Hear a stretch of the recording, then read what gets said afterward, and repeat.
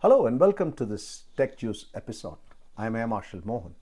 In this episode, we will discuss the Technophile's view on military equipment profiles with new technologies. The Technophile wants to change the armed forces in line with the Industry Revolution 4.0 technologies.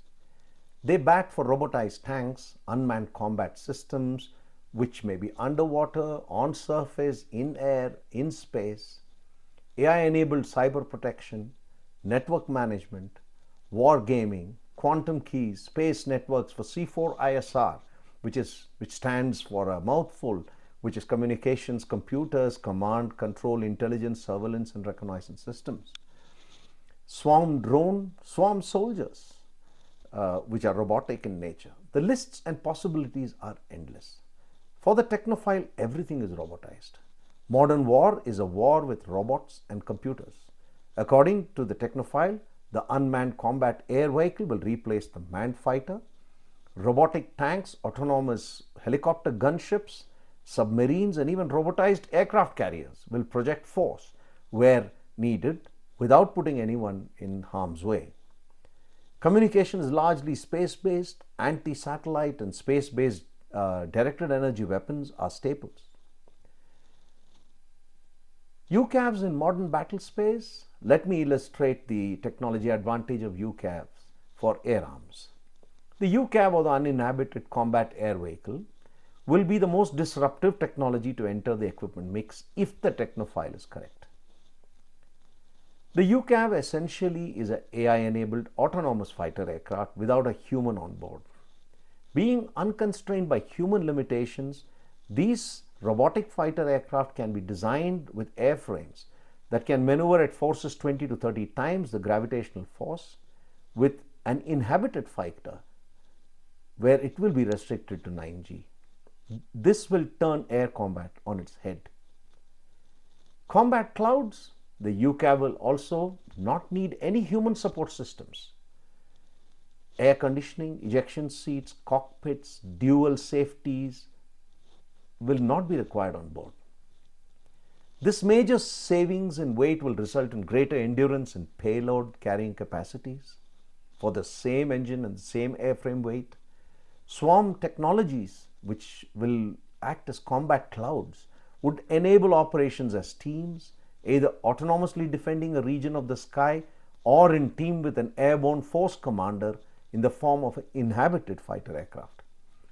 We have seen how robots can collaborate to make a bespoke car from just the design and engineering instructions. Similarly, UCAV swarms could operate in teams to achieve an objective for extended periods based on operational instructions issued as smart contracts on a blockchain database. Acquisition of this technology by an adversary can have a domino effect across each border, as this is extremely disruptive and renders the combat skies impossible for a now lumbering manned fighter with a 9G limitation to survive in combat. For the air arms Technophile, everything is UAVs, whether it is reconnaissance, ground attacks, SEAD, supplies, or stealth. Robots that kill looks very plausible indeed. Handing over the kill decision to an AI-enabled robot is a major step that will need standards and various ethical issues to be resolved. These can be challenging, although not insurmountable, if we are serious about it. This is a major part of the design discussions of the European Future Combat Air Systems, which the Europeans have conceived as a collaborative warfighting system of fighter aircraft, UCAVs, UAVs, and command and control aircraft. Robotic commanders. We discussed the application of unsupervised learning in a previous Tech Juice episode. It is possible to autonomously wargame inventories and capabilities using computer programs that are not different from the autonomous chess learning programs. The Technophile feels that the insights that these computer programs can develop in weeks will result in ideas ahead of the most mature 3 or 4-star human commanders. These will not be decision support systems, but systems which will give us directions that the combat can take, and the potential technology adaptations that will be required during peacetime. Digital hardening. The digital battlefield will be the foundation for all this tech to deliver its punch. Hardening a digital stream will always be a challenging task. Secure network architectures are built around cryptography that ensures protection from snooping, spoofing, phishing, and all the cyber threats that we have all become accustomed to. We all have IT departments telling us to have complex passwords which need a greater level of resources to crack. But the basic fact is that every password is crackable and every security architecture is breakable. I'm sure everyone here knows something about the Pegasus software, which makes any mobile phone vulnerable, even with Apple-like security features.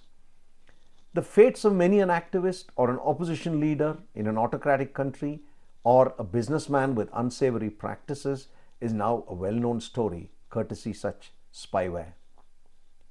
Protecting one's own networks and denying the ability of an adversary to attack in cyberspace is critical to any modern battlefield. Today, we have the hardware tree of every aircraft in our ERP systems. Any tampering of certificates of components can deeply impact flight safety, as there would be life-expired components that will end up flying and jeopardizing safety. Shopping lists on our procurement systems can be tampered with by inimical elements to reduce effectiveness of our spare prediction and accuracy of our inventory holding. Software that monitors all such critical digital infrastructure for cyber attacks will need to be embedded as part of our architecture. Machine learning to detect, investigate, and report new digital patterns and neutralize a cyber attack are now becoming mandatory for any military IT system. AI bots are already playing a very important role in both inventing as well as neutralizing cyber attacks. So the Technophile's vision of the battlefield is not constrained by the availability of technology, but by ethical, moral questions that need to be addressed before providing the kill ability to a robotic system. We will, in a following episode, discuss the worldview of the shadow warrior. The shadow warrior believes that conventional war itself is outdated. Watch this space. Thanks for watching and see you in the next episode.